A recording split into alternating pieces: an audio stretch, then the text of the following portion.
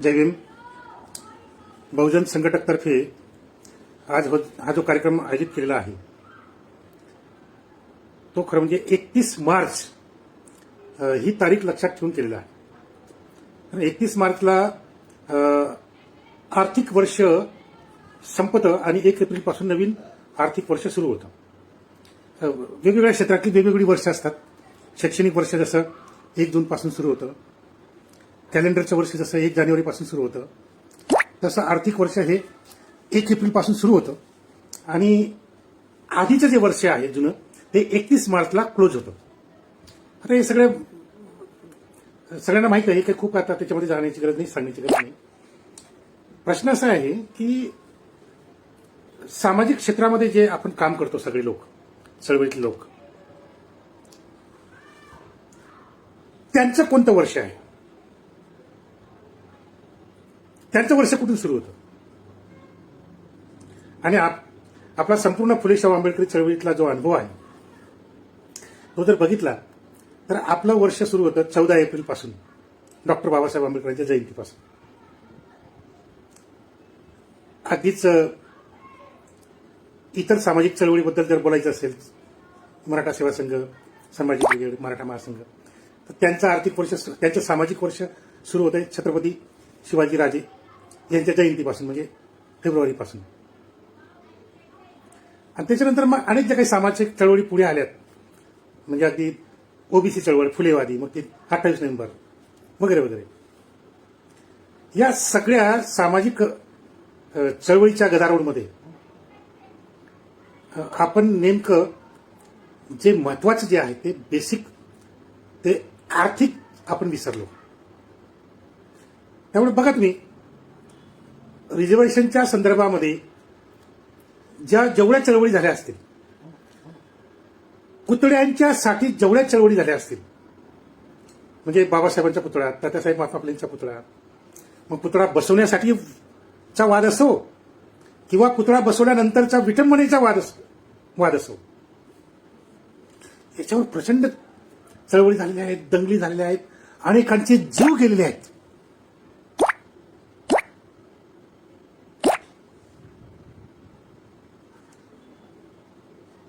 अगदी छत्रपती शिवाजी महाराज यांच्या नावाने दंगली होतात, बाबासाहेब आंबेडकर यांच्या पुतळ्यांच्या नावाने दंगली होतात, तात्यासाहेब मालपाटलेंची बदनामी याच्यावर चळवळी होतात आणि आंदोलनं होतात, दंगलीही होतात काही ठिकाणी. आरक्षण, महापुरुष, जातीची अस्मिता, या विषयांच्या पलीकडे आपण काही 70 वर्षात फारसं केलो नाही. आणि ज्यांनी कुणी जाण्याचा प्रयत्न केला त्यांना आपण बहिष्कृत केलं. म्हणजे उदाहरण, सगळ्यात मोठं उदाहरण सांगायचं म्हणजे आपले कर्मवीर दादासाहेब गायकवाड. बाबासाहेबांच्या नंतर कर्मवीर दादासाहेब गायकवाड नावाच्या महापुरुषाने बाबासाहेबांच्या पावलावर पाऊल ठेवत भूमिहीनांची चळवळ राबवली. पण त्यांच्यावर आरोप काय झालेत? भूमिहीनांची चळवळ करतायत, अरे ही आर्थिक चळवळ आहे, ही वर्गीय चळवळ आहे, ही मार्क्सवादी चळवळ आहे, ही कम्युनिस्टांची चळवळ आहे. आणि दादासाहेब आंबेडकर, आपलं दादासाहेब, कर्मवीर दादासाहेब गायकवाड जे आहेत हे तर आंबेडकरवादी आहेत, ते कसं काय आर्थिक विषयावर चळवळ करू शकतात? असे असंख्य प्रश्न त्या काळामध्ये उपस्थित केले गेले. आणि कर्मवीर दादासाहेब गायकवाडांवर एक प्रकारचा, वेगळ्या प्रकारचा बहिष्कार टाकला गेला. टिंगलटवाळी झाली, धोतरवाले म्हणून त्यांना हिनवण्यात आलं. दोष काय की त्यांनी SC, ST, OBC या कॅटेगरीमधल्या, तिची कॅटेगरी बाबासाहेबांनीच बनवली घटनेमध्ये. SC, ST, OBC मधल्या भूमिहीनांचा प्रश्न त्यांनी हाती घेतला, हा त्यांचा दोष. आणि तेवढ्या एका कारणास्तव दादासाहेब गायकवाडांची प्रचंड मानहानी झाली. काय खरोखर दादासाहेब गायकवाड चुकले होते का? त्याच्यानंतर दलित पॅंथर पुढे येतं. दलित पॅंथरचा जाहीरनामा जर तुम्ही बघितला, त्याच्यात आर्थिक आहे, सामाजिक आहे, जातीय विषय पण आहे. त्याच्यानंतर डॉक्टर प्राध्यापक रावसाहेब कसबेंचं पुस्तक येतं मार्क्सवाद आंबेडकरवाद. त्याच काळामध्ये कॉम्रेड शरद पाटलांचा विचार पुढे येतो. पण एवढं सगळं होऊन सुद्धा आजही आमची जी सामाजिक चळवळ आहे SC ST OBCची, आजही आम्ही आर्थिक विषयावर लक्ष द्यायला तयार नाही. तो तर मूळ बेस आहे. अर्थस्य पुरुषदासः, महाभारतातला भीष्म जेव्हा सांगतो, त्या काळात तर वर्णव्यवस्था होती. उच्चवर्णीय आणि कनिष्ठवर्णीय असा संघर्ष होता.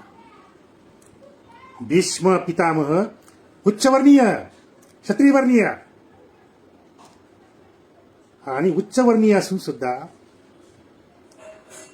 राजे पदावरचा माणूस असून सुद्धा प्रत्यक्ष राजा नाहीये, पण राजे पदावरचंही वरचं पद त्यांचं होतं. जसं आज प्रधानमंत्री असतो त्याला वरती राष्ट्रपती असतो, म्हणून तो त्यांना पितामह म्हणतो.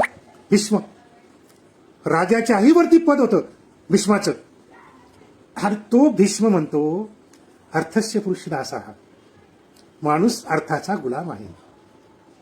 मला कौरवांची बाजू पटत नाही, कौरवांचे कुठलेही मत मला मान्य नाहीत, मी पांडवांच्या बाजूने आहे, पण मी आर्थिकदृष्ट्या कौरवांचा गुलाम आहे, म्हणून मी पांडवांची बाजू घेऊ शकत नाही, पांडवांच्या बाजूने रण मैदानात उतरू शकत नाही. या भीष्म पितामहाला, की ज्याला सत्यवादी म्हटलं जातं, त्याचा सत्यवादीपणा इथे आर्थिक मुद्द्याच्या समोर फिका पडतो, निकामी होतो. पोझिशन काय त्याची? राजाच्याही वरती. महाभारतामध्ये पूर्ण ताकदवान असलेला माणूस अधिकाराने सगळे नतमस्तक होतात त्याच्यासमोर. कृष्णापासून तर दुर्योधनापासून तर युधिष्ठिरापासून सगळे नतमस्तक होतात त्याच्यासमोर. पण हा अत्यंत ताकदवान असलेला भीष्म नतमस्तक कुठे होतो? अर्थासमोर. वर्णव्यवस्थेचा काळ, तो काही वर्गव्यवस्थेचा काळ नव्हता आजच्या प्रमाणे. आपण हे का समजून घेत नाही? कोणतीही समाज व्यवस्था ही तिच्या अर्थव्यवस्थेवर उभी आहे. मी वर्गीय समाज व्यवस्था म्हणत नाहीये, मी वर्ग समाज म्हणत नाहीये. कोणतीही समाज व्यवस्था, मग ती वर्ण समाज व्यवस्था असेल, जाती व्यवस्थेचा तो समाज व्यवस्थेचा कालावधी असेल, किंवा वंशवादावर उभी असलेली समाज व्यवस्था असेल, किंवा स्त्री पुरुष या भेदावर उभी असलेली स्त्रीसत्ताक समाज व्यवस्था असेल, मातृसत्ताक समाज व्यवस्था असेल, कोणतीही समाज व्यवस्था असेल, तिचा पाया अर्थव्यवस्थेवर उभा आहे. आणि जोपर्यंत त्या पायाला तुम्ही हात घालत नाही, तिथे तुम्ही हस्तक्षेप करत नाही, तोपर्यंत तुम्ही तुमची समतावादी समाज व्यवस्था निर्माण करू शकत नाही. बरं, हे काय मी सांगतोय का? हे मी सांगत नाहीये, हे आपलेच महापुरुष सांगतायत. फुले, शाहू, आंबेडकर. मार्क्सची गरजच नाही, मार्क्सची गरजच नाही, हे आपल्याला सांगतायत फुले, शाहू, आंबेडकर. काय सांगतायत? तात्यासाहेब महात्मा ज्योतिराव फुले,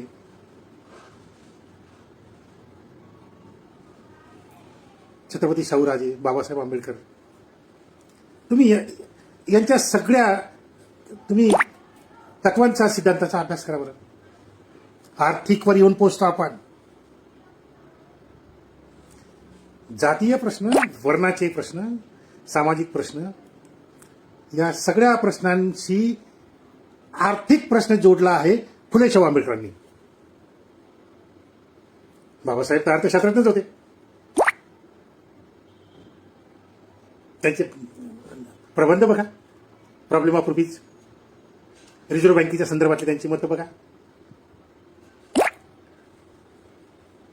अहो, युरोपमधल्या अर्थतज्ञांना सल्ले द्यायचे बाबासाहेब.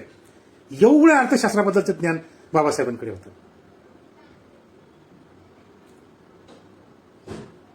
तर अर्थशास्त्रज्ञ बाबासाहेब हे कधीच आपण स्वीकारले नाहीत. कधीच आपण स्वीकारले नाही.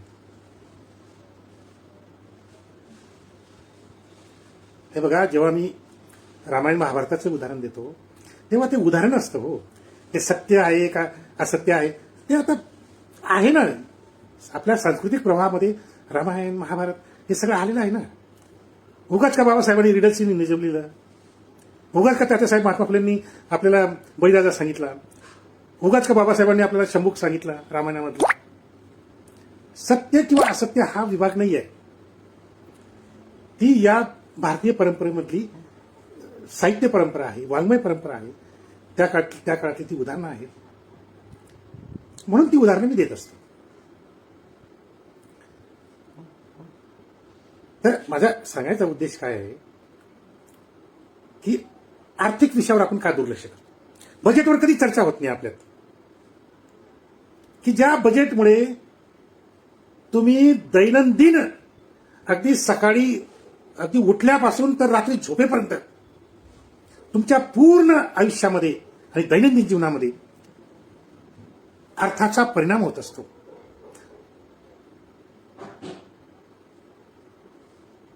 त्याच्यावर चर्चाच होत नाही आपल्या सामाजिक चळवळींमध्ये. का होत नाही?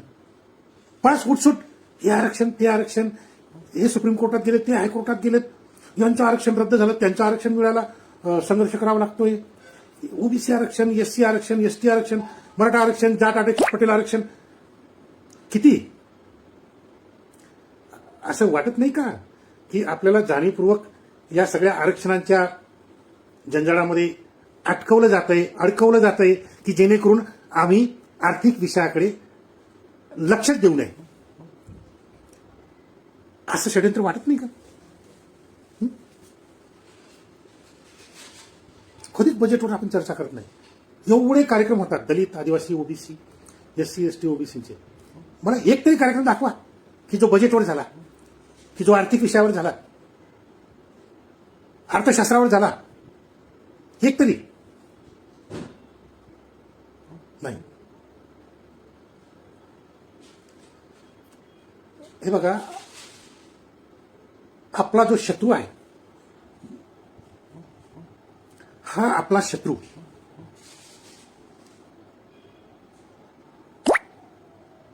ब्राह्मणवाद आहे,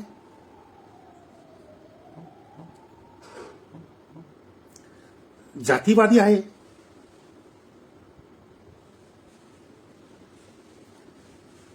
पण तो फक्त जातीवादीच आहे आणि जातीच्या आधारेच तो आपलं शोषण करतो आहे,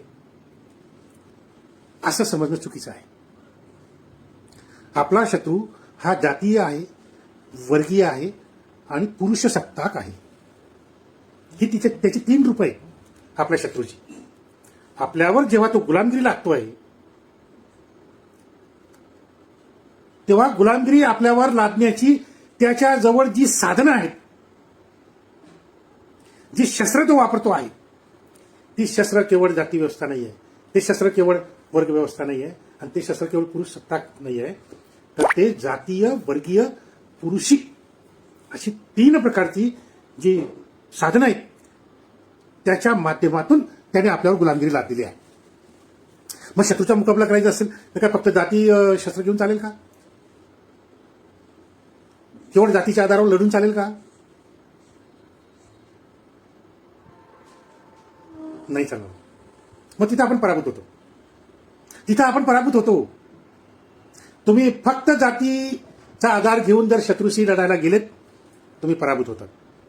तुम्ही फक्त वर्गीय आधारावर, फक्त आर्थिक आधारावर शत्रूशी लढायला गेलेत, तुम्ही पराभूत होतात. अनुभव आहे, उदाहरणं आहे. बघा, सगळे स्वतःला क्रांतिकारक म्हणवणारे एससी, एसटी, ओबीसीचे राजकीय पक्ष, काय अवस्था आहे त्यांची? आरपीआय, पॅन्थर, भारिप, बहुजन महासंघ, वंचित, काय अवस्था काय आहे? हीच अवस्था वर्गीय प्रश्नांवर लढणाऱ्या पक्षांची पण आहे. केवळ आर्थिक मुद्दे घेऊन लढणारे कम्युनिस्ट पक्ष आज कुठे आहेत मला सांगा बरं. काय अवस्था आहे त्यांची? म्हणजे ज्या पश्चिम बंगालमध्ये सतत 35 वर्ष ज्या कम्युनिस्टांनी राज्य केलं, राज्य करणारे कोण?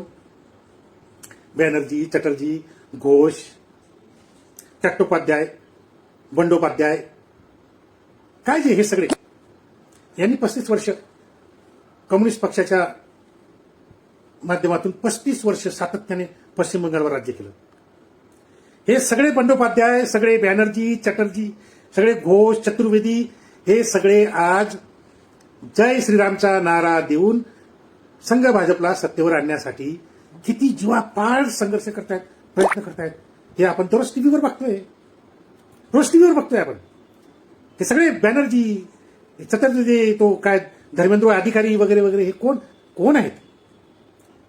यांचे सगळे बापदाद्यांनी कम्युनिस्ट म्हणून 35 वर्ष बंगालवर राज्य केलं आणि त्यांचीच पोरं ही बॅनर्जी, चटर्जी ही जय श्रीरामच्या घोषणा देऊन संघ भाजपला सत्तेवर आणताय.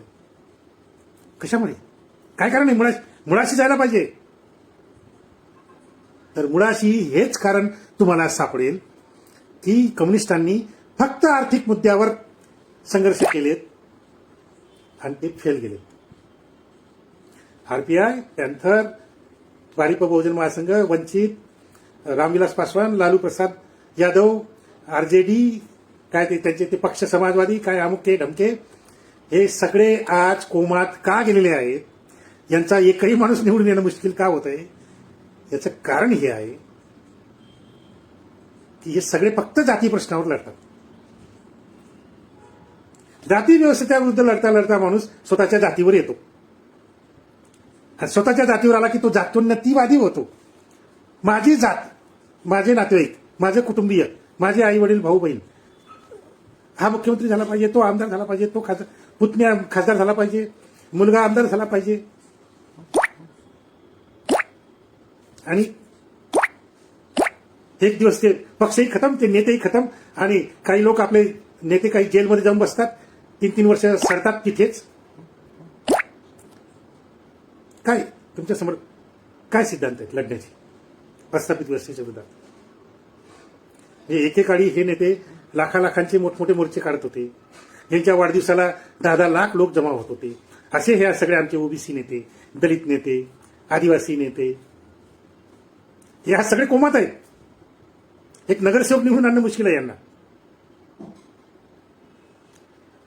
मुळात कारण म्हणजे आपल्याला हे शिकवलं का फुले शाहू आंबेडकरांनी? नाही. फुले शाहू आंबेडकरांचा इतिहास फार अजून आपण तो लक्षातच नाही घेतला. केवळ जातीच्या प्रश्नावर आमचे फुले शाहू आंबेडकर कधीच लढले नाही. तात्यासाहेब महात्मा ज्योतिराव फुले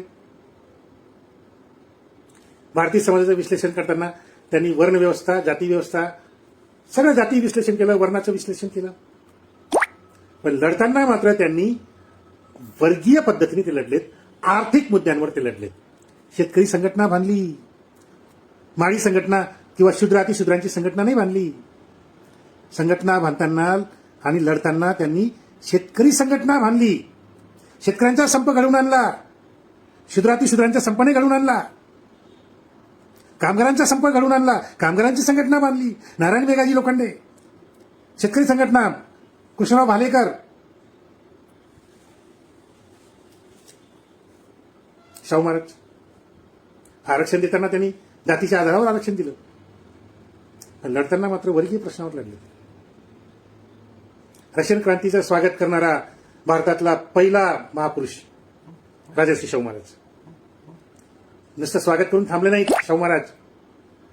कामगारांची सभा घेतली त्या काळामध्ये, जेव्हा की ब्रिटिश हे मार्क्सवादाच्या विरोधात, जेव्हा की ब्रिटिश हे रशियन क्रांतीच्या विरोधात, आणि ब्रिटिश साम्राज्याचे हे मांडलिक असलेले छत्रपती शाहू महाराज हे मार्क्सवादाची बाजू घेतात, कामगारांची बाजू घेतात, रशियन क्रांतीचं स्वागत करतात आणि कामगारांना जाहीर सभेत सांगतात की रशियामधल्या कामगारांनी जशी क्रांती केली तशी क्रांती भारतातल्या कामगारांनी केली पाहिजे.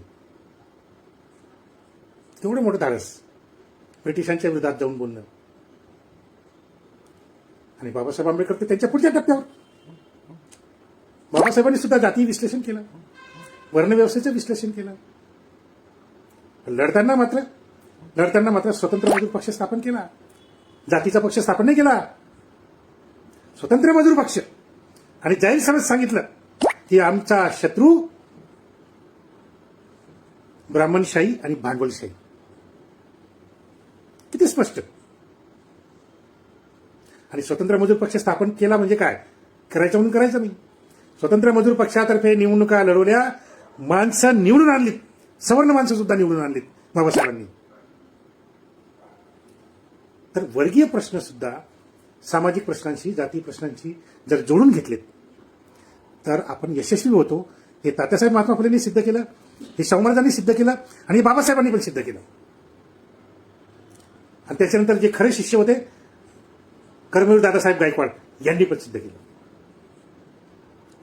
पण आम्ही तर काहीच नाही. आम्ही पुन्हा त्या आरक्षणच्या भोवती फिरतो आहे. हे आरक्षण, ते आरक्षण, हे मिळालं, ते गेलं, हे नष्ट झालं. आणि ते सुप्रीम कोर्ट वारंवार आरक्षणावर वेगवेगळे निकाल देतं आणि त्याच्यावरती आपण राजकारण करतो, समाजकारण करतो, संघटन करतो. आणि आर्थिक विषयाकडे पूर्ण दुर्लक्ष.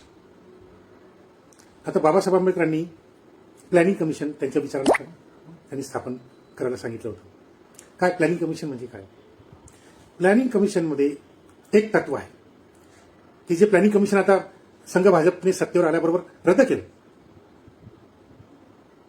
याचा अर्थ लक्षात घ्या की आपला शत्रू हा आर्थिकवर किती लक्ष देतोय की ज्याने सत्तेवर आल्याबरोबर प्लॅनिंग कमिशन रद्द केलं आणि त्याच्याऐवजी नीती आयोगाची नियुक्ती केली. की जे नीती आयोग म्हणजे दुसरं तिसरं काही नाही, भांडवलशाही आणि ब्राह्मणशाही राबवणारा तो नीती आयोग आहे. पण बाबासाहेबांच्या तत्वानुसार, संविधानानुसार जे प्लॅनिंग कमिशन स्थापन झालं, त्या प्लॅनिंग कमिशनमध्ये एससी, एसटी, ओबीसी, वेगवेगळे दुर्बल घटक यांना सरकारी तिजोरीमधून योग्य तो हिस्सा गेला पाहिजे, तो त्यांचा हक्क आहे. हा सिद्धांत या प्लॅनिंग कमिशनच्या पायाशी आहे. आणि त्याप्रमाणे तुम्ही बघा की गेल्या 70 वर्षामध्ये या प्लॅनिंग कमिशनने एससी, एसटी यांना योग्य तो हिस्सा दिलेला आहे सरकारी तिजोरीमधून. आणि त्याच्यामुळे तुम्हाला थोडाफार जो काही विकास दिसतो आहे दलित आदिवासींचा, तो केवळ या प्लॅनिंग कमिशनच्या आर्थिक तरतुदींमुळे. आर्थिक तरतूद म्हणतोय, आर्थिक प्लॅनिंग कमिशन. आणि हा बाबासाहेबांचा दूरदृष्टिकोन होता की केवळ सामाजिक लढे घेऊन उपयोग नाही, आर्थिकवर सुद्धा भर दिला पाहिजे. आणि म्हणून ते प्लॅनिंग कमिशनची रचना करतानाच अशी रचना केलेली आहे की एससी, एसटी यांना सरकारी तिजोरीमधून त्यांच्या लोकसंख्येच्या प्रमाणामध्ये त्यांना हिस्सा मिळाला पाहिजे. आणि तो मिळाला 70 वर्ष. आणि त्याच्या परिणामी काही का होईना पण थोडाफार का होईना पण विकास झाला. जर हे प्लॅनिंग कमिशन अशा पद्धतीचं नसतं तर दलित आदिवासींचा जो काही थोडाफार विकास तुम्हाला दिसतोय तो दिसला नसता. आणि त्याच्यासाठी उदाहरण मी काय देतो, ओबीसीचं. कारण ओबीसींना प्लॅनिंग कमिशनमधून किंवा सरकारी तिजोरीमधून प्लॅनिंग कमिशनप्रमाणे कधीच हिस्सा मिळाला नाही. आणि त्याच्यामुळे आज ओबीसी एवढा अधपतनाला गेलेला आहे. ओबीसीची प्रचंड दैन्यावस्था जी झालेली आहे ती केवळ या एका कारणामुळे की प्लॅनिंग कमिशनच्या माध्यमातून सरकारी तिजोरीमधून ओबीसींचा आर्थिक हिस्सा त्यांना मिळाला नाही. तो का मिळाला नाही? कारण त्यांची जनगणना होत नाही. ओबीसींची जनगणना होत नाही, त्यामुळे त्यांची आकडेवारी नाही, त्यांची टक्केवारी नाही. मग त्यांना सरकारी तिजोरीमधून द्यायचं तर किती द्यायचं, कसं द्यायचं याची काही गाईडलाईन नाही. आणि त्यामुळे ओबीसींचं अधपतन आज 70 वर्षानंतर मोठ्या प्रमाणात झालेलं आहे. आणि ते केवळ या आर्थिक कारणामुळे, केवळ या आर्थिक कारणामुळे.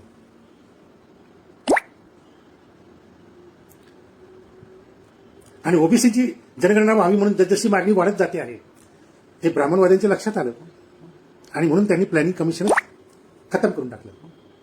कारण ओबीसीची जर जनगणना घ्यावी लागली तर त्यांच्या लोकसंख्येप्रमाणे त्यांना सरकारी तिजोरीमधून हिस्सा द्यावा लागेल प्लॅनिंग कमिशननुसार. ते करावं लागू नये म्हणून संघ भाजपने सत्तेवर आल्याबरोबर पहिलं काम केलं ते म्हणजे प्लॅनिंग कमिशन रद्द करायचं आणि नीती आयोगाची नियुक्ती करणं. आणि नीती आयोग म्हणजे दुसरं तिसरं काही नाही, भांडवलशाहांचं भलं करणे, ब्राह्मणवाद्यांचं भलं करणे. सरकारी तिजोरीमधला पुरेपूर पैसा हा ब्राह्मण आणि वैश्य, बनिया, व्यापारी, भांडवलदार यांच्यासाठी वापरणे.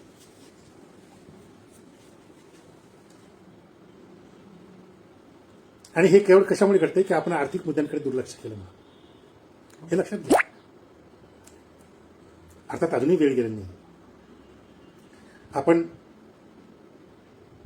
आपल्या चळवळीचे जे काही सिद्धांत आहेत, तात्विक आधार जे आहे, तिथे कुठेतरी आपण बदल केला पाहिजे.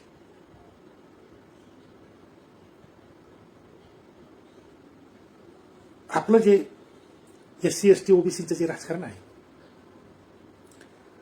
हे ब्राह्मणवादी लोक किंवा क्षत्रिय सरंजामदार लोक हे हायजॅक सहजपणे करतात. म्हणजे कोणी दलितांचा नेता निर्माण झाला की त्याला भाजप हायजॅक करणार, काँग्रेस हायजॅक करणार, राष्ट्रवादी काँग्रेस हायजॅक करणार. कोणी दलितांमधला नेता असो, आदिवासींमधला नेता असो, ओबीसीमधला कोणी नेता बनलेला असो, त्याला ताबडतोब हे ब्राह्मणवादी पक्ष त्या माणसाला हायजॅक करतात, त्याला दलाल बनवतात, त्याला एजंट बनवतात. का बनवतात? कारण आपलं SC ST OBCचं राजकारण हे केवळ जातीच्या आधारावर आहे, म्हणून ते वर्गीय आधारावर आलं पाहिजे. म्हणजे SC ST OBC मधले जे श्रमिक आहेत, जे शोषित आहेत, त्यांच्या संघटनांमधून नेतृत्व पुढे आलं पाहिजे. लक्षात घ्या. SC ST OBCचं नेतृत्व हे SC ST OBCच्या श्रमिकांच्या आणि शोषितांच्या संघटनांमधून आलं पाहिजे, की जे अजूनही घडत नाहीये. आपलं सगळं नेतृत्व SC ST OBCच्या प्रस्थापित वर्गातून येतं. आणि हे प्रस्थापित वर्गातून आलेलं नेतृत्व हे वरच्या जातीतले प्रस्थापित लोक त्यांना सहज उचलतात, हायजॅक करतात, विकत घेतात, दलाल बनवतात आणि एजंट बनवतात. आणि आपलं सगळं संघटन नंतर बर्बाद होतं. सगळी उदाहरणं बघा तुम्ही. हेच घडलंय RTI बाबत, हेच घडलंय पॅन्थर बाबत, हेच घडलंय भारिप बहुजन महासंघ, वंचित बहुजन आघाडी, हेच घडलंय लालू मुलांच्या बाबतीत. आणि आता तामिळनाडूमध्ये पण याची लागण झालेली आहे. तिथेही आता खतम व्हायला सुरुवात झालेली आहे. म्हणून जातीय प्रश्न, सामाजिक प्रश्न, त्याला जोडून वर्गीय प्रश्न आणि स्त्री पुरुष समतेचे प्रश्न, या 3 मुद्द्यांवर जर आपण राजकारण केलं तर आपण ब्राह्मणशाही, भांडवलशाही आणि पुरुषसत्ताकशाही यांना आपण पराभूत करू शकतो, सहजपणे करू शकतो. त्यासाठी आपल्या स्वतःच्या श्रमिकांच्या संघटना पाहिजे, शोषितांच्या संघटना पाहिजेत, कामगारांच्या संघटना पाहिजेत, आपल्या शेतकऱ्यांच्या संघटना असल्या पाहिजेत. पण हे आपल्यात कुठेच दिसत नाही. शेतकरी संघटना नेता कोणी व्हावं? शरद जोशीने. शेतकरी सगळे शूद्र अतिशूद्र आणि त्यांचा नेता शरद जोशी. कामगार संघटना, कामगार सगळे शूद्र अतिशूद्र, त्यांचा नेता दत्ता सामंत.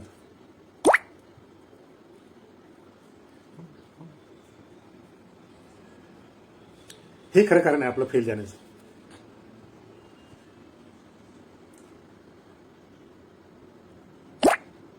कधीच चर्चा, आपण आर्थिक विषयावर कधी चर्चा करत नाही. एवढे मोठमोठे कार्यक्रम घेतो, आंदोलन घेतो, मेळावे, आपल्याला त्यांनी पूर्णपणे आरक्षणच्या अवतीभोवती फिरतं ठेवलेलं आहे. जाणीवपूर्वक ठरवून की यांना फक्त आरक्षणच्या भोवती फिरतं ठेवा. त्यामुळे आपलं लक्ष बजेटकडे कधी जात नाही, बजेटवर आपण कधी चर्चा करत नाही. आता मी नेहमी कुठलंही बजेट आलं की मी लगेच त्याची आकडेवारी जाहीर करतो. आता बघा, हे माझं पुस्तक आहे ओबीसी जनगणना. याच्यामध्ये मी केंद्रीय बजेट, आता मी काही उदाहरणं देतो तुम्हाला. केंद्रीय बजेट 2017च्या आधारे केलेला एक तक्ता आहे. हा तक्ता इथं दिलेला. काय या तक्त्यात काय सांगितलंय मी? दलित SC कॅटेगरी 16.6% लोकसंख्या आहे. जो प्लॅनिंग कमिशनचा आराखडा आहे त्यांच्याकडे ही लोकसंख्या जाते, आकडा जातो की दलितांची लोकसंख्या एवढी एवढी आहे. मागच्या जनगणनेतून दलितांची लोकसंख्या जी काढलेली असते ती लोकसंख्या, ती टक्केवारी प्लॅनिंग कमिशनकडे जाते आणि ती प्लॅनिंग कमिशनकडे गेलेली टक्केवारी होती SCची 16.6%. त्यांना प्लॅनिंग कमिशननुसार किती मिळायला पाहिजे होते? 3,56,402 कोटी रुपये. म्हणजे जवळजवळ 3.5 लाख कोटीपेक्षा जास्त पैसे एससीच्या विकासासाठी सरकारी तिजोरीमधून दिले गेले पाहिजे होते प्लॅनिंग कमिशननुसार. पण 2017 पर्यंत प्लॅनिंग कमिशन रद्द झालेलं होतं. मग किती मिळाले? नीती आयोगाच्या सांगण्याप्रमाणे 52,393 कोटी एवढेच मिळाले फक्त एससीला. जिथं 3.5 लाख कोटी मिळायला पाहिजे होते तिथं त्यांना मिळाले फक्त 52,293 कोटी. किती कमी मिळाले? 3,04,009 कोटी एवढे कमी मिळाले. म्हणजे तेवढा त्यांचा विकास कमी झाला. आदिवासींची लोकसंख्या प्लॅनिंग कमिशनकडे गेली 2017ला 8.6% लोकसंख्या. या लोकसंख्येप्रमाणे दलितांना किती मिळायला पाहिजे होतं? 1,84,642 कोटी. 1,84,000 म्हणजे जवळजवळ 1.25 लाख कोटी आदिवासींना मिळायला पाहिजे होते. ते मिळाले नाहीत. प्रत्यक्षात किती मिळाले? 31,920 कोटी म्हणजे 32,000 कोटी समजा. किती कमी मिळाले? 1,52,722 कोटी कमी मिळाले. हे तेवढा त्यांचा विकास कमी झाला, मंदावला. आणि ओबीसीचा तर विषयच नाही, कारण ओबीसीची जनगणना होत नाही. जी काही गृहीत धरली सुप्रीम कोर्टाने आणि शासनाने ती 52% आहे. आता 52% जर खरोखर ओबीसीची जनगणना झाली तर प्लॅनिंग कमिशनकडे जो आकडा जाईल ओबीसीचा तो 52%चा जाईल. 52%, 50%, 55% काय जो असेल तो आकडा जर प्लॅनिंग कमिशनकडे गेला तर 2017 साली ओबीसीना किती मिळायला पाहिजे होते पैसे सरकारी तिजोरीमधून विकासासाठी? 10,82,88,000. 10,82,88,000 कोटी. लक्षात घ्या आकडा. मी काय सांग, मी नुसता कोटी बोलत नाही, डबल कोटी आहे. 10 कोटी कोटी. लक्षात घ्या मी काय सांगतोय ते. एवढा पैसा ओबीसीच्या विकासासाठी मिळायला पाहिजे होता प्लॅनिंग कमिशननुसार 2017 साली. प्लॅनिंग कमिशन तोपर्यंत बरखास्त झालं होतं. ओबीसीची जनगणना पण नाही आहे, त्यांची आकडेवारी पण कागदावर येत नाही आहे. मग प्लॅनिंग कमिशनने भीक द्यायची म्हणून ओबीसीना किती भीक दिली? ती भीक दिली त्यांना 1,193 कोटी. जिथं 10 कोटीही मिळायला पाहिजे होते तिथे किती मिळाले? 1,193 कोटी. जिथं 10 कोटी कोटी मिळायला पाहिजे होते तिथं फक्त 1 कोटी ओबीसीना मिळाले. किती कमी मिळाले? 10,80,895 कोटी इतके कमी मिळाले. मग मला सांगा की ही जर आपली आर्थिक सर हे बघा, कुठल्याही समाज घटकाचा विकास, मग ते शूद्र असू द्या, अतिशूद्र असू द्या, कामगार असू द्या, शेतकरी असू द्या, कुणीही असू द्या, जोपर्यंत सरकारी तिजोरीमधून तुम्हाला तुमचा हिस्सा जोपर्यंत मिळत नाही तोपर्यंत तुमचा विकास होणं शक्यच नाही. आमच्याकडे एक फॅशन आहे बघा बहुजन समाजात. एखादा माणूस मोठा झाला, श्रीमंत झाला, लोक काय म्हणतात, ह्या माणसाने शून्यातून हे सगळं आर्थिक साम्राज्य उभं केलेलं आहे. कारखाना, व्यापार शून्यातून उभा केला. एकदम झूट. कुणीही व्यक्ती शून्यातून काहीही निर्माण करू शकत नाही. जोपर्यंत त्याला सरकारच्या सवलती मिळत नाहीत, जोपर्यंत त्याला सरकारी तिजोरीमधून मदत मिळत नाही, मग ती कर्जाच्या स्वरूपात, लोनच्या स्वरूपात, सबसिडीच्या स्वरूपात, जोपर्यंत त्याला मदत मिळत नाही सरकारी तिजोरीमधून तोपर्यंत त्याचा विकास होऊ शकत नाही. शून्यातून कुणीही जग निर्माण करू शकत नाही. हा भौतिक सिद्धांत आहे, आर्थिक सिद्धांत आहे. मग किती हिस्सा मिळतो आपल्याला सरकारी तिजोरीमधून? सांगितलं मग अशी मी. काय तुमचा विकास होणार आहे? काय तुमच्यातून कारखानदार तयार होणार आहेत? काय तुमच्यातून उद्योजक तयार होणार आहेत?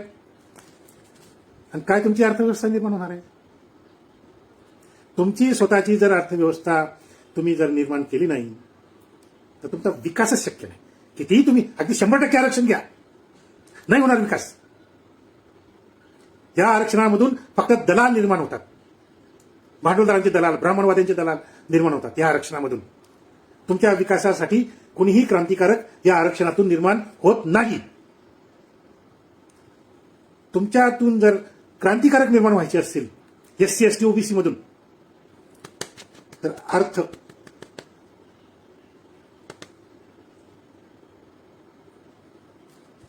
याशिवाय दुसरा मार्गच नाही. इथे केंद्राचे उदाहरण दिलं तुम्हाला मी. स्टेट गव्हर्नमेंटचं काय उदाहरण आहे? स्टेट गव्हर्नमेंटचं काय उदाहरण आहे? तुम्हाला मी आकडेवारी देतो. ही बघा, मी काढलेली आकडेवारी आहे मागच्या वर्षाची. दलितांची लोकसंख्या महाराष्ट्रात 16% आहे. किती मिळाले पाहिजे होते महाराष्ट्रात? 19,167 कोटी मिळाले पाहिजे होते. प्रत्यक्षात किती मिळाले? 9,000 कोटी. किती कमी मिळाले? 9,499 कोटी कमी मिळाले. म्हणजे जवळजवळ 10 कोटी कमी मिळाले. 10,000 कोटी कमी मिळाले. म्हणजे किती? 49% रक्कम आपल्या हक्काची दलितांना मिळालीच नाही. 49% म्हणजे निम्मे. कसा विकास होईल? हे मागच्या वर्षाचं. आदिवासींची लोकसंख्या गेली महाराष्ट्राच्या बजेटकडे 8%. किती मिळायला पाहिजे होते? 9,583 कोटी मिळायला पाहिजे होते. प्रत्यक्षात किती मिळाले? 8,853 कोटी. किती कमी मिळाले? 730 कोटी कमी मिळाले. म्हणजे 7.61% कमी मिळाले. ओबीसींचा तर प्रश्नच नाही. ओबीसींची लोकसंख्या 52%. किती मिळाले पाहिजे होते? 57,500 कोटी ओबीसींना मिळायला पाहिजे होते. प्रत्यक्षात किती मिळाले? 3,000 कोटी फक्त. किती कमी मिळाले? 54,500 कोटी कमी मिळाले. जे आपल्या हक्काचे होते ते मिळालेच नाही. म्हणजे किती कमी मिळाले? 94% रक्कम आपल्या हक्काची आपल्याला मिळालीच नाही. म्हणजे 100 रुपयापैकी 94 रुपये आपल्याला मिळालेच नाही. फक्त 6 रुपयामध्ये तुम्ही काय करणार तुमचा विकास? ही मागच्या वर्षाची आकडेवारी. या वर्षाची आकडेवारी काढा बरं. काहीच फरक नाही आहे. या वर्षाचा जो बजेट अजित पवारांनी मांडलेला आहे या आकड्यांमध्ये थोडासा इकडे तिकडे फरक आहे. थोडासा 1,500चा फरक आहे. हेच आकडे तुम्हाला दिसते या वर्षाच्या बजेटमध्ये सुद्धा. जर तुमच्या हक्काचे 100 पैकी 94 रुपये जर चोरले गेले तुमच्या घरातून, तुमच्या हक्काचे, राहिलेल्या 6 रुपयात काय करणार? काय विकास करणार? काय भांडवल गुंतवणार? आणि काय उद्योग उभा करणार? याच्याकडे लक्ष नाही. विधानसभेमध्ये सगळे ओबीसी आमदार, सगळे दलित आमदार, सगळे आदिवासी आमदार अक्षरशः बेअकली बैलासारखे ते बजेटचं भाषण ऐकतात. हरामखोर. एक शब्द बोलत नाही. सगळे ओबीसी आमदार, ओबीसी मंत्री, तुमचे सगळे ओबीसी नेते, दलित नेते तुमच्या मतावर निवडून जातात आणि हरामी एक शब्द बोलत नाहीत बजेट मांडला जात असताना. म्हणून मी तुम्हाला सांगतो की फक्त सामाजिक प्रश्नांवर तुम्ही जर आंदोलनं केलीत तर त्याच्यातून जे नेते निर्माण होतील हे सगळे नेते हे दलाल, एजंट, भडवे, ब्राह्मण मराठ्यांचे दलाल, एजंट, भडवे असेच निर्माण होणार. मग तो ओबीसीचा नेता असो, दलितांचा नेता असो किंवा आणखी बहुजनांचा कोणाचाही नेता असो, हे सगळे भांडवलदारांचे आणि ब्राह्मणवाद्यांचे दलाल आणि भडवे म्हणून काम करतात. विधानसभेमध्ये अगदी खाली माना घालून नंदी बैलासारखे गुबू गुबू. एक तरी ओबीसी आमदार दाखवा मला की या विषयावर विधानसभेत बोलला आहे. एक तरी दलित आमदार दाखवा मला की जो या विषयावर बोलला आहे विधानसभेत. 70 वर्षात, मी मागच्या 2-4 वर्षाची गोष्ट करत नाही, 70 वर्षात पार्लमेंटमध्ये एक काही दलित आमदाराने, दलित खासदाराने, दलित मंत्र्याने कधीच बजेटवर प्रश्न विचारला नाही की आम्हाला आमचा हक्क असताना एवढं कमी काम येत आहे. कधीच नाही. ओबीसी नेते नाही, ओबीसी आमदार नाही, ओबीसी मंत्री नाही. हे सगळे भडवे, दलाल, एजंट मराठ्यांचे आणि ब्राह्मणांचे. हे तुम्हाला आर्थिक विषयांवर तुम्हाला कधीच जागृत करणार नाही. कधीच जागृत करणार नाही. आणि म्हणून वेळ आता आलेली आहे आपली की सामाजिक प्रश्नांवर लढता लढता आपल्याला आर्थिक विषयांवर लढलं पाहिजे. आणि आर्थिक विषयांवर लढण्यासाठी हा आरक्षणामधून आलेला जो मध्यम वर्ग आहे हा कुचकामी आहे, तो नामर्द आहे आर्थिक विषयावर लढण्यासाठी. आर्थिक विषयावर लढण्यासाठी आरक्षणामधून आलेला जो मध्यम वर्ग आहे हा कुचकामी आहे, हा नामर्द आहे, तो लढूच शकत नाही या विषयावर. मग कोण लढू शकतं या आर्थिक प्रश्नांवर? कोण लढू शकतं तुमच्यामधून? एससी एसटी ओबीसी मधला जो कष्टकरी वर्ग आहे, एससी एसटी ओबीसी मधला जो शेतकरी आहे, एससी एसटी ओबीसी मधला जो कामगार आहे, तो लढू शकतो तुमच्या आर्थिक प्रश्नांवर. आणि इमानदारीने, कुठली दलाली नाही, कुठली भडगेगिरी नाही. आणि म्हणून एससी एसटी ओबीसी मधून श्रमिक शोषितांच्या संघटना उभ्या राहिल्या पाहिजेत, त्याच्यातून नेते निर्माण झाले पाहिजेत आणि ते प्रामाणिक नेते असतील. हे आजचे नेते तुमचे नेते होऊ शकत नाहीत. हे एजंट आहे, ते दलाल आहे, ते भडवे आहे. लक्षात घ्या. हे तुमच्या विकासासाठी कधीच नाही. फक्त ते तुमच्या जातीचे आहेत म्हणून ते तुम्हाला आपले वाटतात, पण ते आपले नाही आहेत. ते आपले असतील तर ते आपले शत्रू आहेत, आपल्या जातीचे नाही आहेत. ते फक्त माळ्याच्या पोटी जन्म घेतला म्हणून काय तो माळ्यांचा नेता होऊ शकतो का? नाही. दलितांच्या पोटी जन्म घेतला म्हणून काय तो दलितांचा नेता होईल का? तो नाही.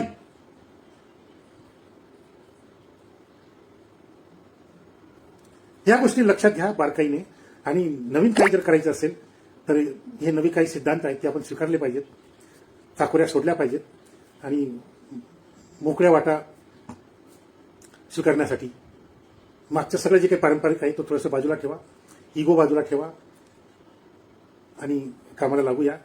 काही प्रश्नोत्तर असतील तर प्रश्न विचारा. प्रश्नोत्तराच्या स्वरूपामध्ये आपली चर्चा अजून पुढे जाऊ शकते. धन्यवाद. जय भीम, जय ज्योती.